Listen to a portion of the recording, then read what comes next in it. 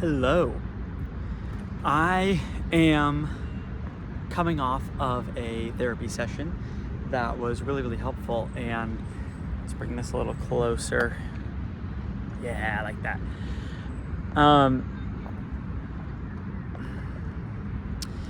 So I'm coming off a therapy session that was really helpful. I had an experience where K through 8 growing up, I was in a really good and supportive and healthy environment that really helped me thrive. And I miss that. And I kind of have been avoiding the hard truth. I'm gonna put my sunglasses on. It's a little bit, I've been avoiding the hard truth, which is, I haven't felt that way in a long time. And I haven't felt like I had that, what I've been describing as like nutritious soil around me in order to feel like I can thrive, to feel like I'm safe to just be who I am, be my full self, express myself, challenge myself, try new things, learn, all that.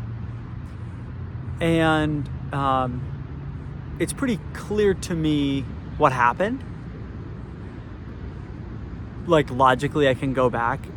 So this K through 8 school, it didn't have a feeder high school. There was no high school that it went into. And this K through 8 school, I should say, or I want to say, a part of the story is that this was a gifted and talented school. So you had to test into this school by having a certain IQ as a kid.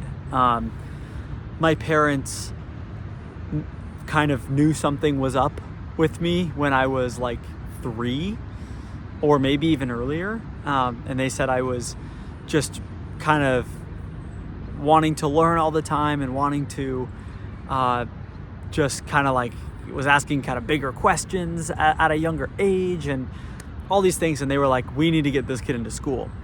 And I went to a school basically as early as I possibly could. When I turned 5, I went into a kindergarten in the neighborhood, and like even that was like not really enough. And one of the anecdotes that my mom told me was that one day she picked me up from school and asked me like, what did you guys learn today? And I was kind of exasperated, and I said, B. Like that was what we learned, was like the letter B. We learned B. I already know B. And so even then I was frustrated, that I was like, I'm not being challenged. And so later that year, at a more age-appropriate time, I started at this gifted and talented school. And I had taken the IQ test, and I guess I put the right, the circle block in the circle hole and the square block. Like, I don't know how they tested IQ, but I did go to a lady and she said, here's the score. And I don't even know what that number was, but it was enough to get into the school. And in this kindergarten, like, I just felt normal. I was like, everyone here is like me. I remember going around the kindergarten class, and every kid, or almost every kid, had like a special interest. And I just remember being like, oh, like that guy likes dinosaurs, this guy liked birds, this guy likes sports, that girl likes music, like whatever it was. And it was just like everyone kind of had their thing. I don't know if I really had a thing, but I quickly was introduced to this game Yu-Gi-Oh, which was like Pokemon. It was like kind of like off-brand Pokemon, I guess I would say. And I got really into it in like 1st and 2nd grade. It was just a really cool mix of like cool art on the cards. It was like a card game. It was like complex, a lot of rules. The scorekeeping was done with a lot of math with like 4-digit numbers, which to me at the time was like, it was kind of an interesting challenge to do that. To be like, okay, my card has 2,800 damage and yours has 900 defense, and so you lose, 2,800 minus 900 points, and that's 1,900 points, and doing the math, whatever the fuck. And I was like, 7 or 8 years old at the time, and I was just like, yeah, this is sick. So I stayed at this school all the way till 8th grade. And one of the cool things about the school and how the school worked is that the grades were put together. So 1st and 2nd grade were like in together in classes. 3rd and 4th were together. 5th and 6th were together. 7th and 8th generally were together. And so when I was in 1st grade, I was in with a bunch of older kids, and like they could kind of show me the ropes, and I was learning from them, and they kind of had this like experience where they understood what was going on, which was really cool. And like I kind of appreciated being being in a position to like learn from them. And then the next year I was in 2nd grade, and a new batch of kids came in, and I kind of got to be like the leader, which is, interesting for like an 8-year-old to be in a leadership role, but it's like you get to kind of like show the new kids like how it's done, and that was really neat for me. So there were about 75 kids in a class, but we had the classes mixed together, so it was about 150 kids in like a level, like 1-2 was a level.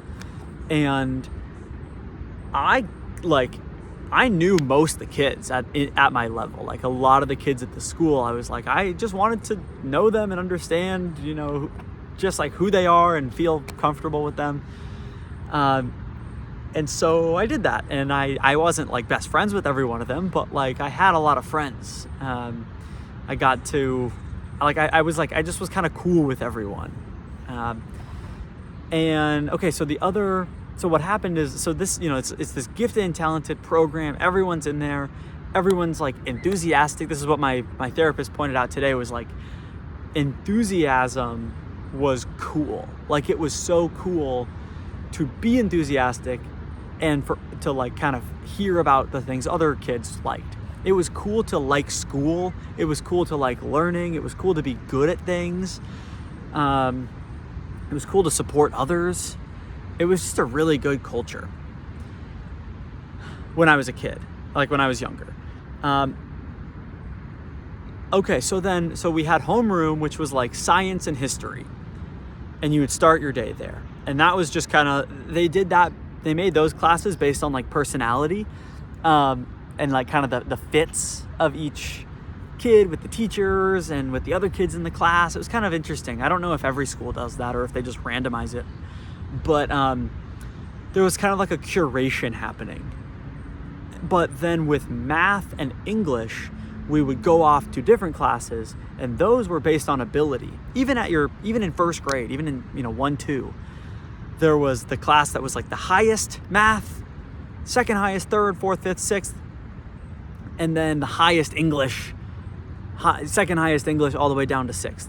And like everyone kind of knew, it was like well known and not shied away from, that like this is the highest math. This teacher teaches the 2nd highest math, 3rd, 4th, like, and so I knew kids who were in the bottom math class, and there wasn't really any judgment around that or shame around that. At least for me, I perceived that it was just kind of like, yeah, like that's, everyone is where they need to be, and there's nothing wrong with that.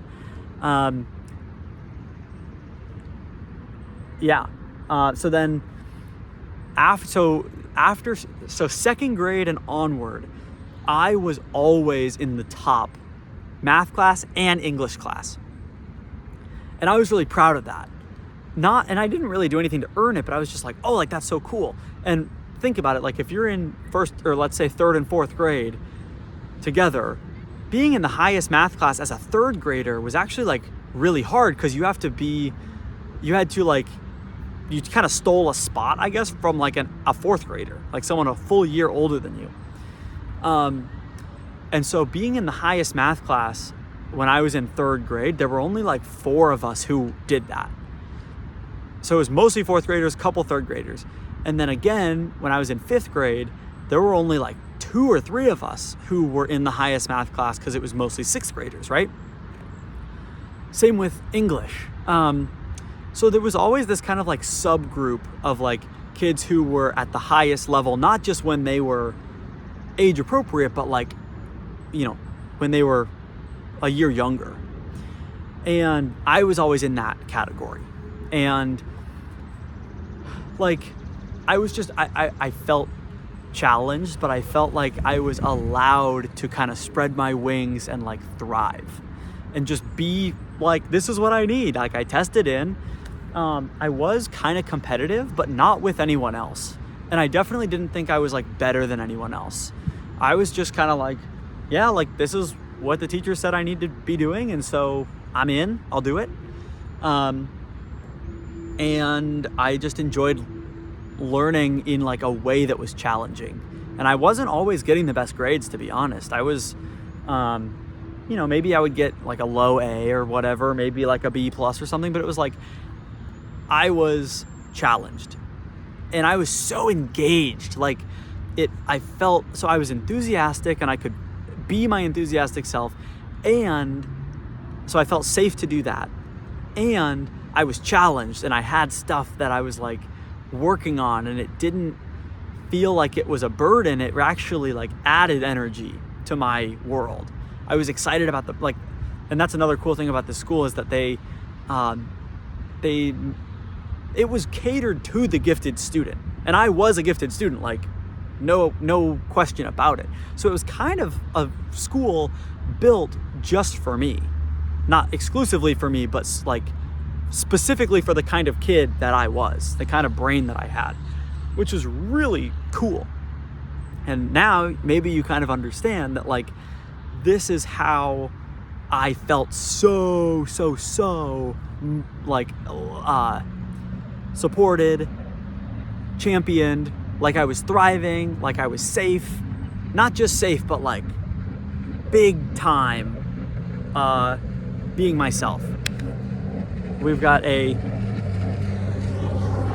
jet ski going. All right, that's enough of that. Bet you didn't know I was on the lakefront trail before I turned that. Maybe you did because of my shades. You can see the ocean. It's not the ocean, the lake.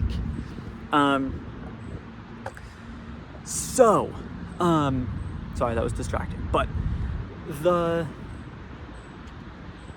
what do I want to say next? That's what was, that was just the experience that I was having in school. And in this school specifically. Okay, now you're distracted, aren't you? Yeah. So in 6th grade is when some new opportunities opened up, and every homeroom class got to have a student council representative, one representative from the class to go to the student council meetings on like Monday at lunch or whatever. And I was like, of course I want to be that guy. I was all about challenging myself and like trying to do everything I possibly could just because that was energizing to me. And so I ran and I gave a little speech to my class, and there were other kids in the class that, were running and that wanted to do it and that deserved to do it. But I got the most votes and I won. And that was a big kind of confidence boost, but also like opened this door for me to be like, whoa, like I'm in this room with all these older kids, and they're planning events and they're planning fundraisers, and they're like, running the pep assemblies that my school does. The president was someone who was on the morning announcements every day. And I was like, oh, that's so cool. Like, and then the teachers who were running student council, they were 7th and 8th grade teachers. So as a 6th grader, I was like, whoa, like they're the real deal. They're the big wigs. So I did that, and it was just a super cool experience. And I was challenged, but I was challenged with support, if that makes sense. And I think it does make sense to me. I had the soil, the infrastructure to go out and challenge myself and be okay. And if something went wrong, I knew I had a bunch of people I could talk to about it. So then I also was able to play sports, my school did soccer, basketball, and volleyball for boys, and same for girls. We had one uniform for every sport, and it was kind of like a basketball uniform. It was like a tank top with just the ugliest design. Oh my, I literally to this day have not seen an uglier jersey in my whole life, and I've been around the sports world. But so that was fine for basketball, and it was okay for volleyball. Like running around in a tank top playing soccer was like so silly. But anyway, you could play sports from 6th grade to 8th grade, and all 3 years I played all 3 sports, which was like a distinction that like also not many people had. And again, this whole time I'm in like the highest math, the highest English, and at the time I was I had gone up in student council, and I had won the vice president role my 7th grade year, and then I was the school president my 8th grade year. And so that 8th grade year, which is the peak, basically the peak of my life so far. This is the experience that I had that was so great. I was doing the morning announcements every day, and I was like doing like comedy bits like on the phone. I was like, it was a phone, and it was wired in, and you would call a certain number, and the intercom in every room would go bing bong, and then I would just start, hey everyone, it's the morning announcements. I think I would be like, hello, to the school. And today, I'd say like, today is Friday, September 3rd. And I don't even know what other bits I would do. Sometimes I'd be like, today is, National Popcorn Day or whatever. And then when sports were in session, I would be like, here's the sports update. And I would like make like a sound effect. I would rub it against my shirt, and then I would do a different voice. I'd be like, I don't even know what the voice was. It might've been like a sportscaster voice. Like, your women's basketball A team won, 17-8 last night against Faith Christian Academy. Like, whatever. It was so fun. I just had so much fun. And then someone else would have an announcement, and I would come in or I would invite them in and be like, all right, and here's this person with their announcement, and I'd hand them the phone, and they'd be like trembling. It'd be like another kid, and they'd talk, and afterwards, I'd be like, that was great, thanks. So anyway, again, I'm just doing bits literally every morning on the morning announcements.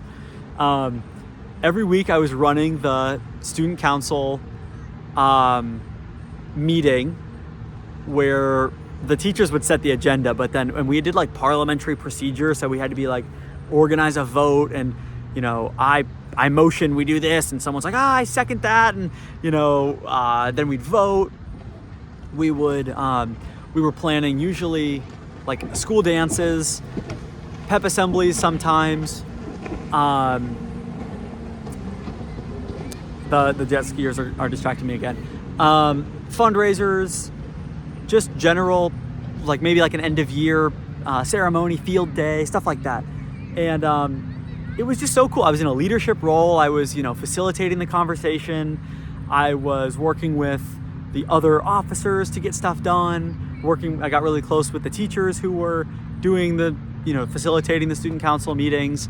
And I just felt like they were my champions, and they were such big fans of me, and then I would, go to my highest math class, highest English class, like really kind of work hard to like learn what was going on, learn whatever we were learning. I was working, doing work, homework and stuff like that.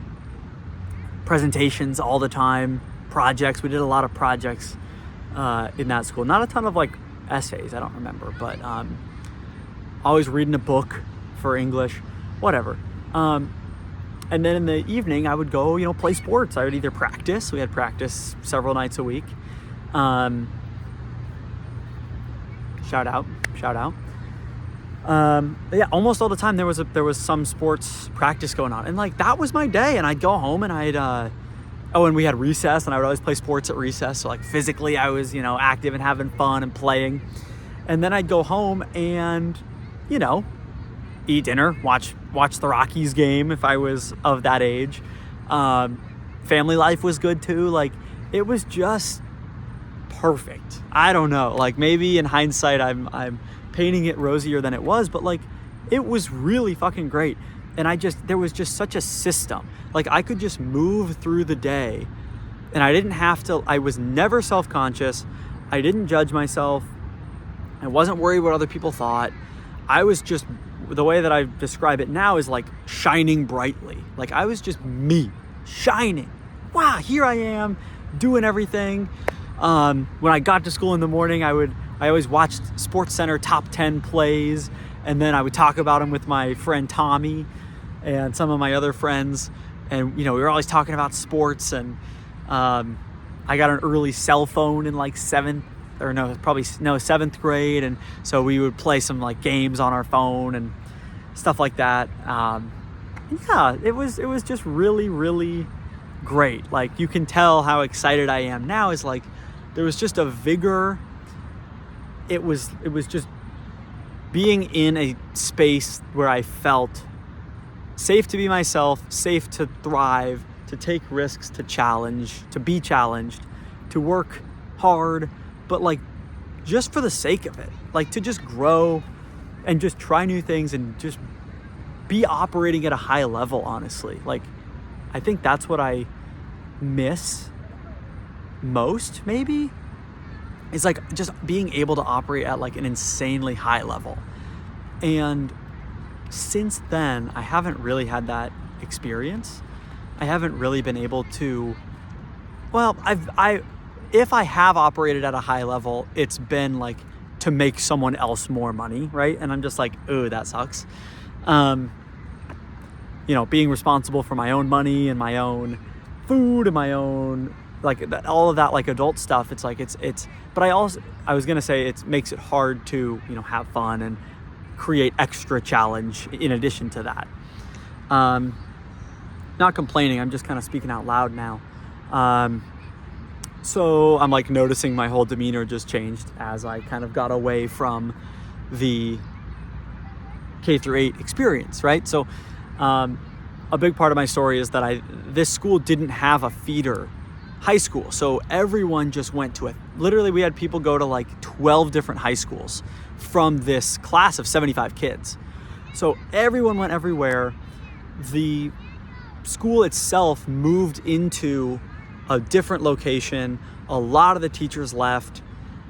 This school actually is still I looked it up recently. It's the high school. So that they created a high school after I left. I definitely would have stayed in the high school if I could have, but they didn't have it yet. There is now a high school, and that high school is a top 100 high school in the nation. And I've talked to people that are still associated with the school, and they said that it's kind of more like going to the school like gives kids like a status on their college applications, and it's like it's for, I don't know, like the vibe is less about like honest intellectual growth, which is how I would describe my experience, and more about kind of getting like gaming the system in like a really competitive college application culture, which sucks in its own way. But anyway, my point is that the school that I went to and the infrastructure I had as a kid like doesn't exist anymore. Like I can't tap into it now. Even the teachers that I had at the time, like I am not very close with, and like it would be difficult to rekindle those relationships. I'm still really good friends with a lot of the kids that I went to school with there, and they're all in completely different parts of the country and working on ambitious things and having their own struggles, and like we kind of lost touch in high school and college, and so we're not really actually there for each other in a present way anymore, which stinks. And like I still talk to them sometimes, but we're not really in each other's lives. But yeah, so I guess I'm recently allowing myself to mourn what I lost, because I did lose something, and something really big. Because like my experience now is I wake up and I have no challenge. It's just like it's a wide open day. I still have a job. The job I just do from my computer, and oftentimes I have to go to a meeting for 15 minutes a day, and then I do nothing the rest of the day. And even when I do have to do something, it's not remotely challenging, and I don't remotely care. And I found that most of the work, even when I was working in baseball, I was doing it for someone else. I was doing it for a paycheck. I didn't actually give a shit about the work I was doing. And that sucked. And I didn't like that. And that didn't make me feel excited or invigorated. I think I'm excited and invigorated by having my own challenge that I'm deciding what it's gonna be, and like doing it just for the sake of challenge, not for the sake of making money, not for the sake of feeling like nothing's wrong with me, like all that kind of stuff.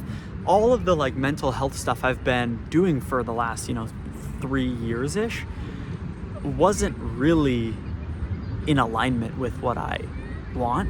It was actually just me trying to get back to this place where I'm supported and loved and like challenged and operating at a super high level. And I know I can get back to that place, and I'm fairly certain I will, especially since I'm engaging with the feelings associated with it right now. But like, I'm now getting curious about what would it look like for me to create a structure for myself where I'm actually challenging myself and kind of pushing myself to my limit just because I want to. Not because I have to, not because, whatever. Like, what would that look like? And like right now, that's kind of a whole separate conversation. I'm working on building a life coaching business, and I've kind of wanted it to be my everything. I've wanted it to be like, okay, like running this business, I'm gonna run it in a way that like feels so good and like makes me feel challenged, but also gives me the freedom to do what I want. And also I'm like helping the exact type of person that I want to, and like all these things. And now, in the last hour, I'm thinking about like, what if I did if I kind of pivoted and like did some sort of life coaching type business that was easier and maybe less aligned, but like I could really kind of get some momentum going, and then also do other things as well that I'm just like, that I think would be fun, and like kind of fill up my calendar, basically. Be like, okay, every day I'm going to operate in this way, right? It probably would include waking up early. I do like waking up early. Wake up early, go on a walk. I like having spaciousness to think.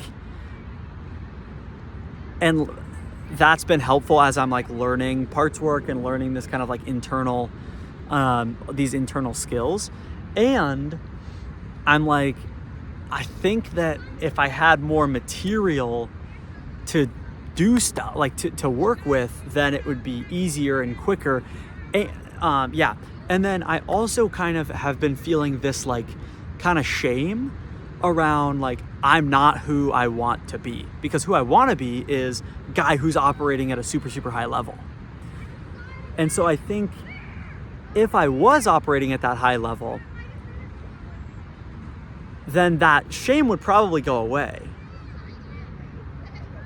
And I actually had a cool parts work session with that shame part, and it was telling me like, I'm shaming you so that you remember that you need to be operating at a high level. You need to be shining brightly. There's some kids in the water that are being loud, and hopefully you're not hearing that, but I think you probably are. So that's what's happening. If I'm operating at a high level and excited about the stuff I'm doing, not for any reason, not because, I'm trying to build a business so that I can make enough money, so that I can retire, so that I can spend time on the beach, so that I can do X, Y, Z, blah, blah, blah, blah, blah. It's not so that I can. It's I'm doing a ton of stuff and operating at a very high level because I want to. That excites me.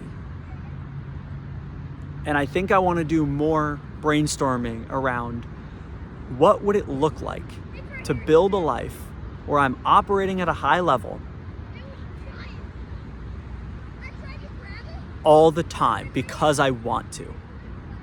And obviously also have rest periods, right? I'm not saying go crazy. Like, I understand the dynamic here, and I'm like I've been understimulated for a very long time, probably 10 years, honestly. And then I seek out things that are hard or challenging, and I've been growing, but I seek out things that are hard or challenging, but it's like just for the sake of the challenge, not, I don't know. It ends up, it just like, that's also not the energy I want. Forget that last part. I don't even know what I meant to be saying with that. But yeah, intellectual challenge. What does that look like? What does that mean? How do I create it? Is that something I even want to create? And if that is something that I acknowledge that is an internal need for me, same as love, safety, and belonging. Like I could, love, safety, belonging, and intellectual curiosity or intellectual growth, stimulation, all those things. How would my life look different? And what would I actually be doing and prioritizing? I have a lot of free time right now, man. A lot of free time. And I'm about to be let go from my job. And I have savings, and I'm not really too worried about the money. But jet skis. But I like that idea to really just like own, like, this is what I want. This makes me happy. Experiment with it, try some stuff, spend money on it, right? Take classes if I need to, if I want to. Be involved in community again, like just have places I can go where people know me, where people, where I can just be myself. And if I show up and I'm having a bad day, like, people notice and people care, and I can do the same for them. Like, I think community around learning would be really cool, around something intellectual, something that I can experience growth, like, noticeably. I'm thinking, like, I've been wanting to get good at dancing, or not even get good at dancing, but just like practice. And that's something I'm like, it's completely foreign to me, but it's a great opportunity for growth. Like drawing and painting as well is something that, like, I've never really engaged with, but that's kind of a frontier for me. And like, that would definitely be something that I could like observe my progress and like see it over time. And then building the business. I've had some ideas around that I think would work and be sustainable. They don't really feel like maybe the most number one highest level passion and highest level resonance that I could possibly have, but holding myself to that standard at the very beginning is probably more of an avoidance technique from my inner parts than, like, it's probably hurting more than it's helping, and that's okay. But yeah, so I'm like, okay, what if I really just picked a direction with coaching, said, here's who I'm going to target, here's who I'm going to help, here's what I'm going to help them with. It's okay if it's not lighting me up every moment, but it will allow me to get my external needs met, my food, my rent, my gym bill, my internet, like all that stuff, just money, and purpose because I'm helping people with something, and then that can evolve over time. But yeah, that's my thought right now, and that's where I am. That challenge, I think that's something that even in all my personal sorry, I'm scratching my shin. Even in all my personal development work, that just hasn't come up, and it really hits the nail on the head for me because I've gone back and relived and looked at like what did it look like when I was really thriving, and what do I have shame about, seagull? What do I have shame that I'm not doing, right? Which is like I'm not operating at a high level. I'm not getting the external results for it, at least. So yeah, I'm like, let's just be curious about what would a schedule look like? What would have to happen for me to feel like I'm really cooking, like I'm operating in every way? If I just built that from scratch, like what would that look like? So maybe that's a separate exercise to think about, and I think it is. But yeah, I'll leave it there. 36 mins, been a good one. Thanks for listening. I'll talk to you in the next one.